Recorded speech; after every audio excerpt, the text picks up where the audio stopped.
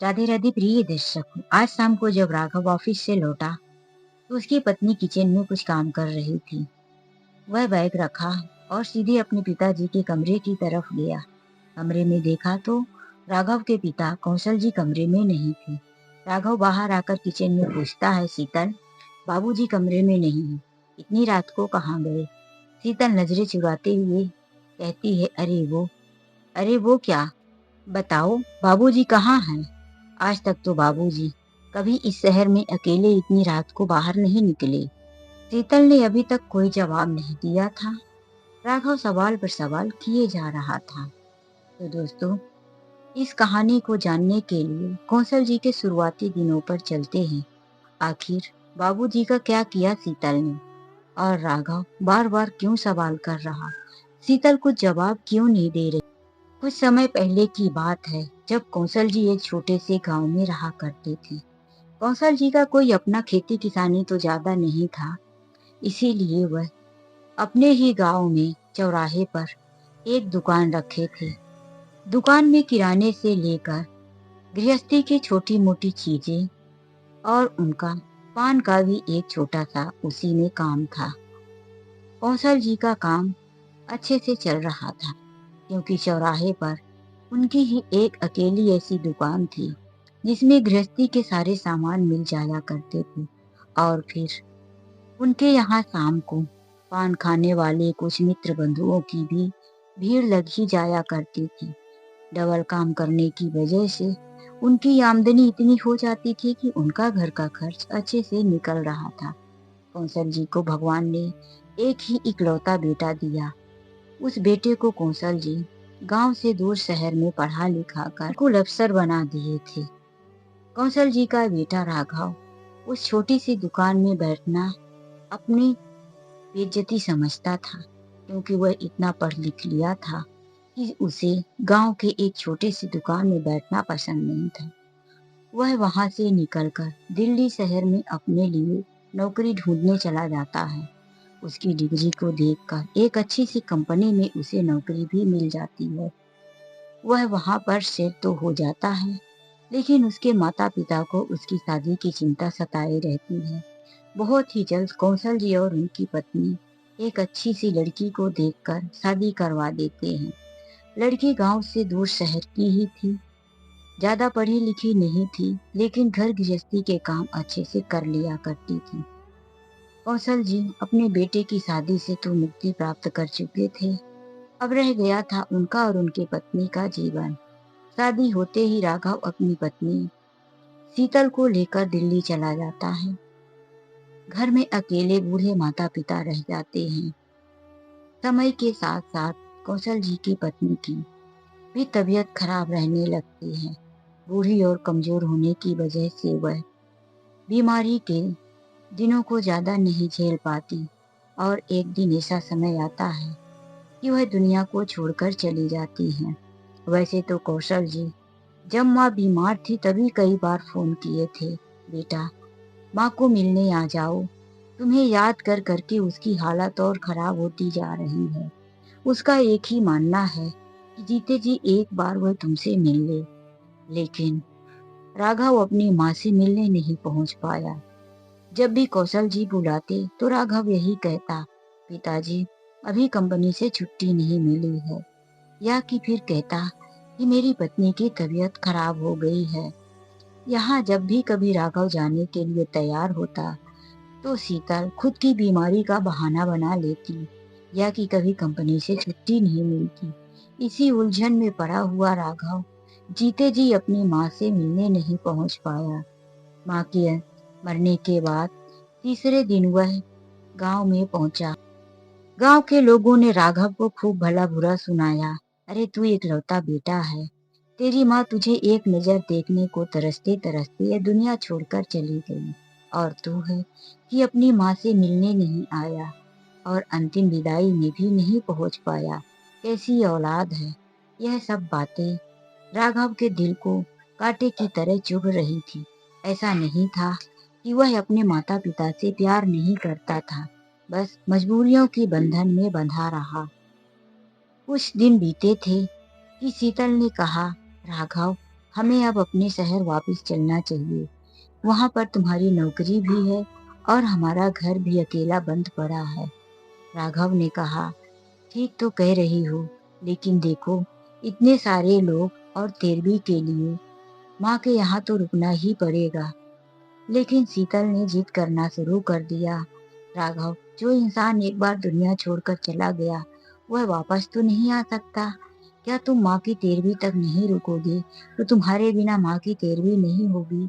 यदि तुम्हें ऑफिस में बॉस निकाल दिए, तो फिर हमारा क्या होगा।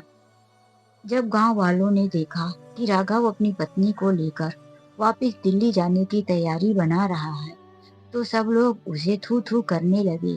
कैसा बेटा है, क्या तेरे बॉस तुझे माँ की तेरहवीं तक छुट्टी नहीं दे सकते। क्या तू उनके साथ बात करके छुट्टी नहीं मांग सकता। अरे, कम से कम माँ की तेरहवीं तक तो रुक ले।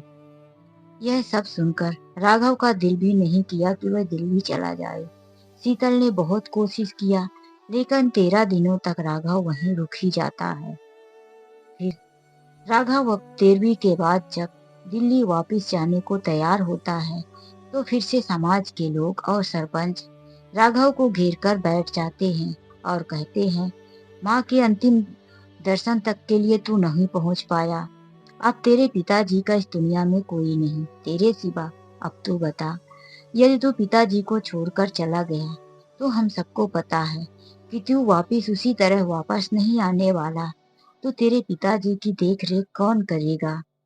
राघव की पत्नी कहने लगी, अरे गांव में इतने सब अपने लोग हैं, उनकी देख रेख क्या करना, एक अकेला जीवन है, 2 रोटी बनाकर खा लेंगे। उसकी पत्नी को गांव वाले ने सीधा जवाब दिया, बहू, तू तो कुछ बोल ही मत। तू ही वह औरत है जो माँ की 13वीं तक रुकने को तैयार नहीं थी और बता रही है कि 2 रोटी बनाकर खा लेना। कहना आसान है, करना नहीं। राघव, तू जवाब दे, क्या कह रहा है। तेरे पिताजी का क्या करें, तू अपने साथ लेकर जाएगा या यहीं अकेला मरने के लिए छोड़ेगा। गांव के सरपंच ने ऊंची आवाज में राघव से सवाल किया।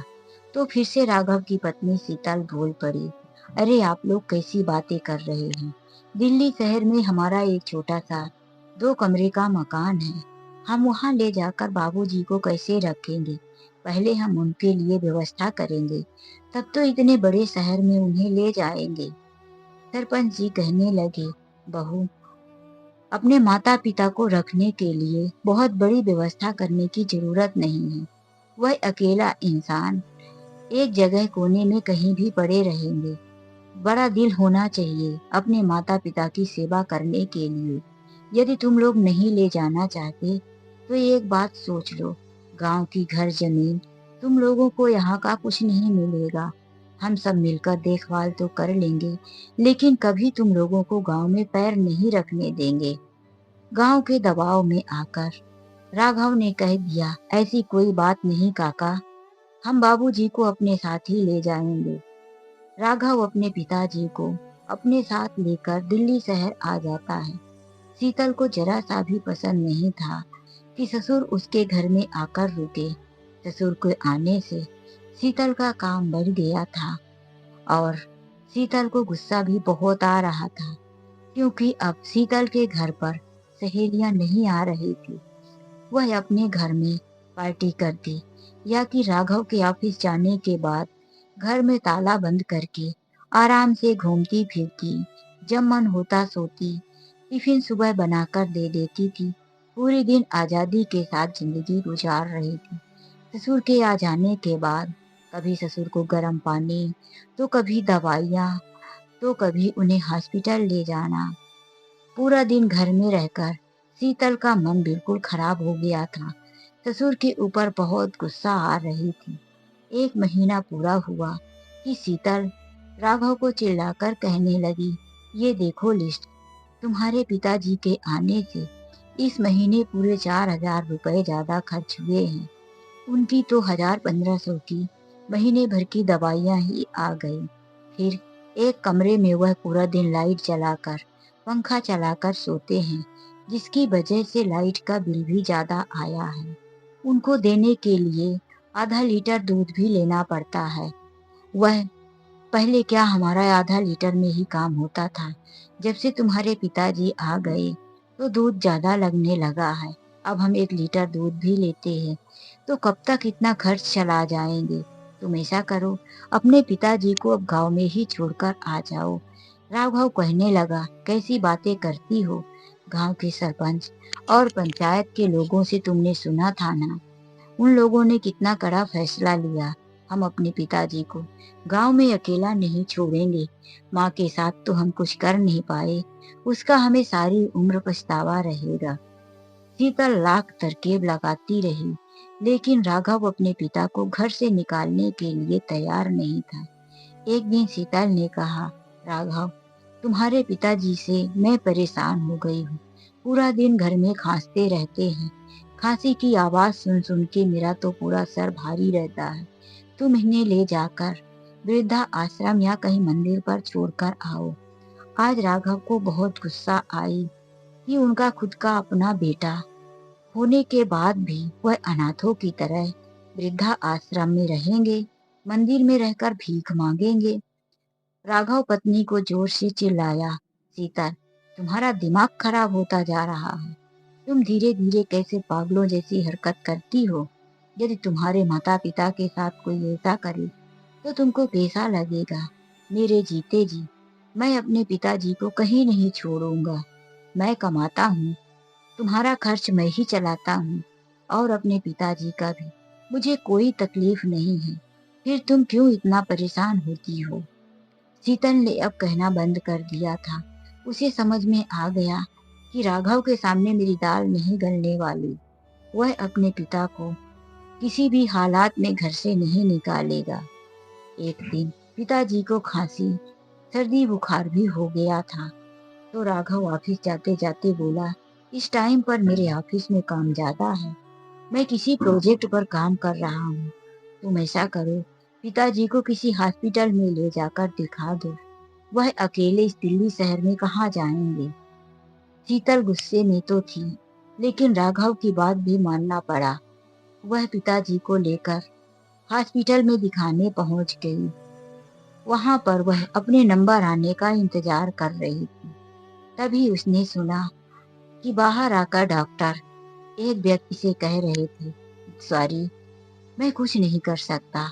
आपकी माँ के लिए किडनी ढूंढना मेरे बस की बात नहीं है। आप खुद ही ढूंढ कर लाइए, और फिर जल्दी नहीं करेंगे तो आपकी माँ की जान को भी खतरा है। देखिए, जल्दी से जल्दी कोशिश कीजिए, इन्फेक्शन ज्यादा फैल रहा है। वह व्यक्ति बहुत घबराया हुआ था और डॉक्टर से मुंहमांगी रकम देने को तैयार था। शीतल यह सब बातें कान लगाकर सुन रही थी। जब वह व्यक्ति चला गया, शीतल का नंबर आया। उसने अपने ससुर को पूरा चेकअप करवाया। उसके बाद उसने कहा, बाबूजी, आप जरा बाहर बैठिए, मैं डॉक्टर साहब से दवाइयों के बारे में बात करके बाहर आती हूँ। फिर शीतल डॉक्टर साहब से कहने लगती है, डॉक्टर साहब, मैंने आपकी और उस व्यक्ति की बात सुन ली है, जो आप उस व्यक्ति को किडनी डोनेट करने की बात कर रहे थे। डॉक्टर कहते हैं, हाँ, उस बेचारे को किडनी चाहिए, लेकिन प्रॉब्लम ये है कि उसकी माँ के लिए किडनी देने को कोई तैयार नहीं है। शीतल ने धीमी आवाज में कहा, डॉक्टर साहब, काम हो जाएगा। आप कहें तो मैं आपको अभी अभी उस व्यक्ति से मिलवा देती हूँ। डॉक्टर ने कहा, हाँ, बुलाइए मैडम, मैं उस व्यक्ति को बता देता हूँ कि आपके पास किडनी डोनर है। शीतल ने कहा, अभी नहीं। जिस व्यक्ति का अभी अभी आप चेकअप किए हैं वह मेरे ससुर हैं और मैं उनकी ही किडनी दिलाने की बात कर रही हूँ। डॉक्टर ने कहा, अरे नहीं, यह व्यक्ति काफी कमजोर लग रहे हैं, उनकी किडनी हम ऐसे नहीं निकाल सकते, उनकी जान को भी खतरा हो सकता है। डॉक्टर के कहने पर शीतल ने कहा, डॉक्टर साहब, इसकी आप परवाह मत कीजिए, बस आप बताइए वह व्यक्ति कितना पैसा देने को तैयार है। यदि वह मोटी रकम दे रहा है तो सोच लीजिए, उसमें से आधे आप दोनों लोगों को मिलेगा। आप बिल्कुल निश्चिंत होकर मेरे ससुर की किडनी निकालने की पूरी जांच कर लीजिए।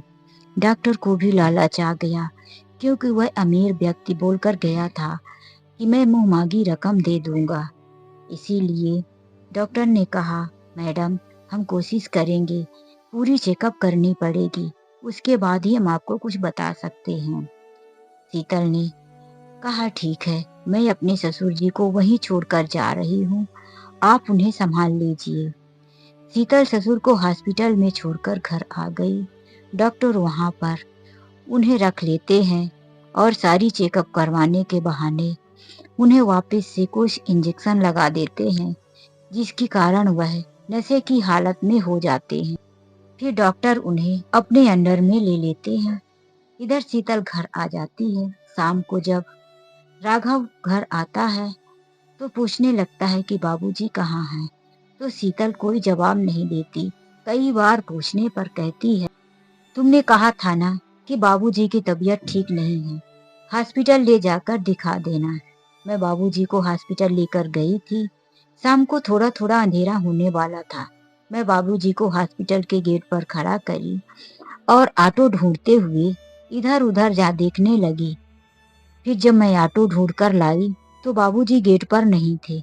मैं बहुत इधर उधर ढूंढी, लेकिन मुझे बाबूजी कहीं नहीं मिले। पता नहीं कहाँ चले गए। राघव यह सुनकर शीतल के ऊपर गुस्सा करने लगा।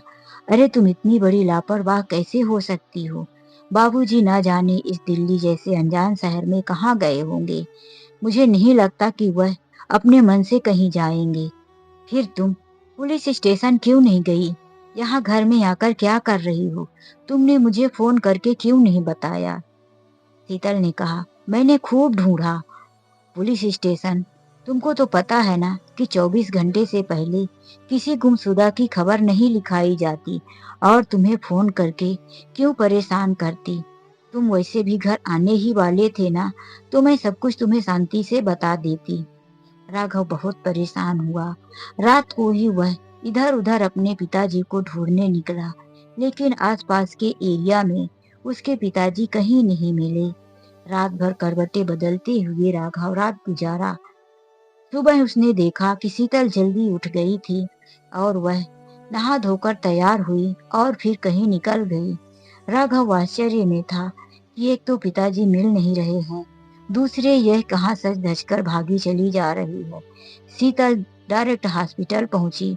वहां जाकर उसने डॉक्टर से पूछा, सारी चेकअप हो गई कि नहीं? डॉक्टर ने बताया कि हाँ, रातों रात हमने सारी चेकअप कर लिया है, यह किडनी डोनेट कर सकते हैं।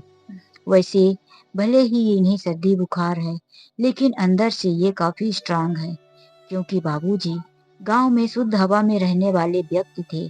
उनका शरीर अंदर से रोगी नहीं था, बस पत्नी के जाने का गम और इधर बहू की अच्छी देख रेख की ना करने की वजह से वह कमजोर और बीमार होने लगे थे।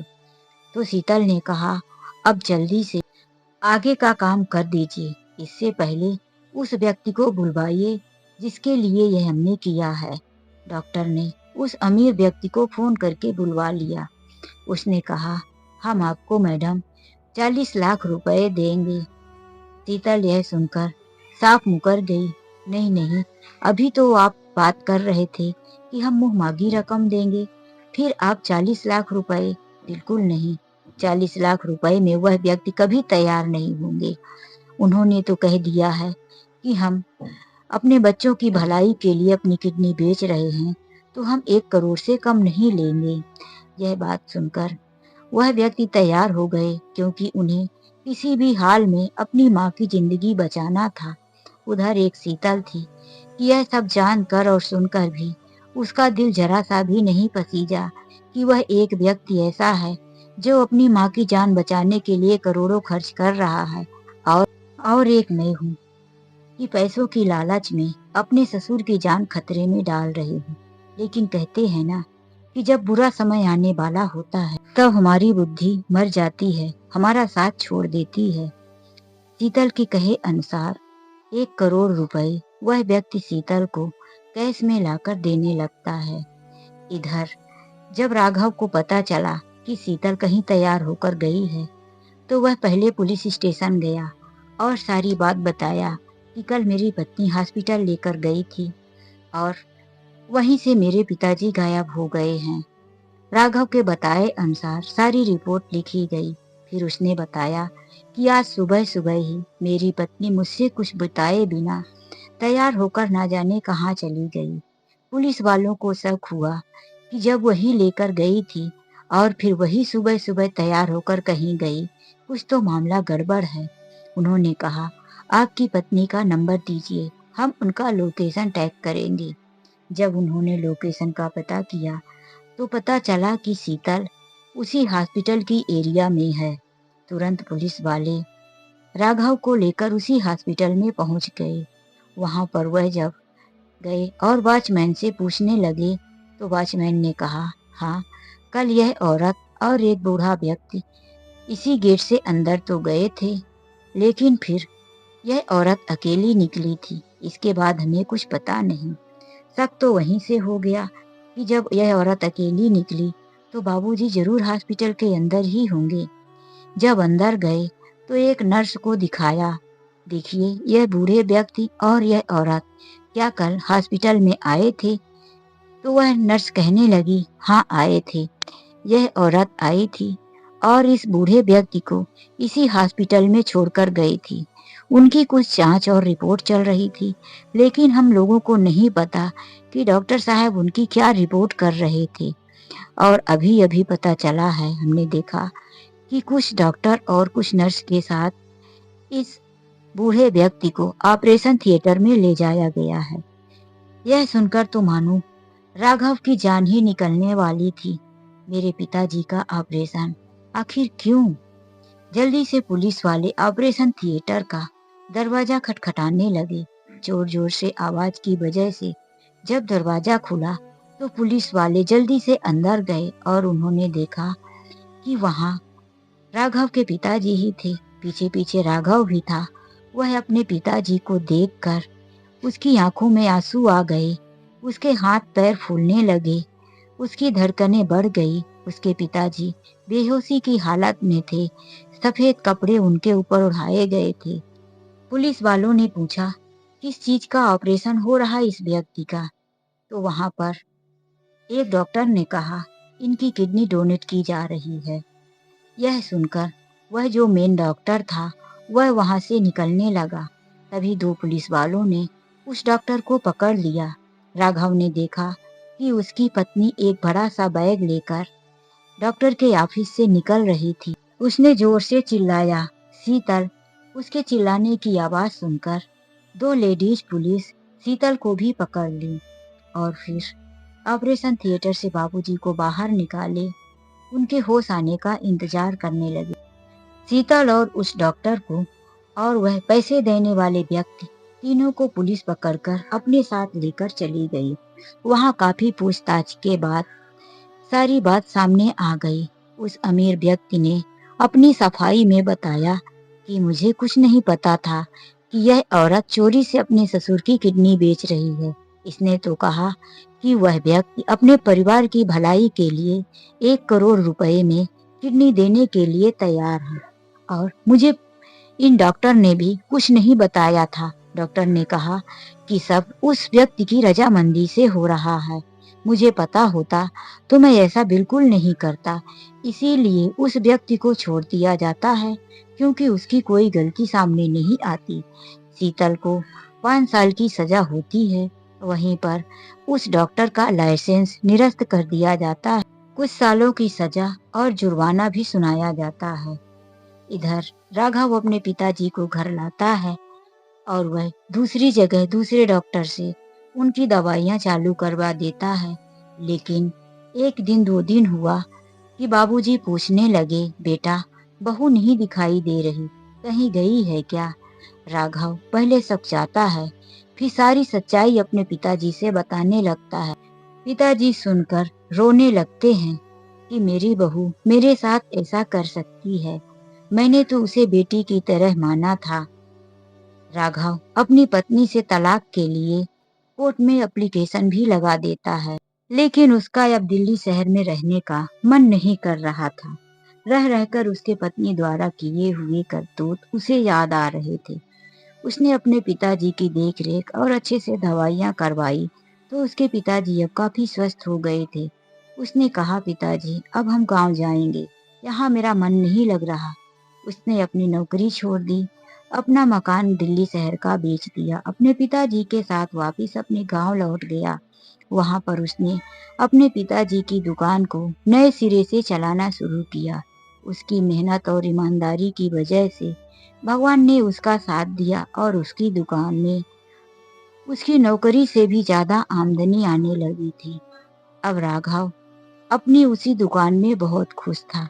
एक दिन राघव के लिए एक रिश्ता आता है जिसमें लड़की की शादी हो गई थी, लेकिन 1 साल के अंदर ही उसका पति मर गया था। लड़की विधवा थी। राघव उस लड़की से शादी करने के लिए तैयार हो जाता है। उससे पहले वह सारी बात उस लड़की के घर वालों को और लड़की को बिठाकर बता देता है कि मेरी जिंदगी में ये हुआ है। यदि आपकी लड़की यह सब स्वीकार करती है तो मैं शादी करने के लिए तैयार हूँ। उस लड़की के माता पिता भी कहते हैं, बेटा इसमें तुम्हारा कोई दोष नहीं, और हम वादा करते हैं कि हमारी बेटी कभी ऐसा नहीं करेगी, तुम्हारे पिताजी की सेवा अपने पिता की तरह करेगी। राघव उस लड़की के साथ शादी कर लेता है और वह लड़की घर गृहस्थी के साथ साथ बाबूजी का भी बहुत अच्छे से ध्यान रखती है। तो दोस्तों, यह कहानी आप लोगों को कैसी लगी, लाइक और कमेंट करके जरूर बताएं। तो चलिए मिलते हैं एक ऐसी ही नई कहानी के साथ। आज के लिए बस इतना ही। राधे राधे, जय श्री कृष्ण।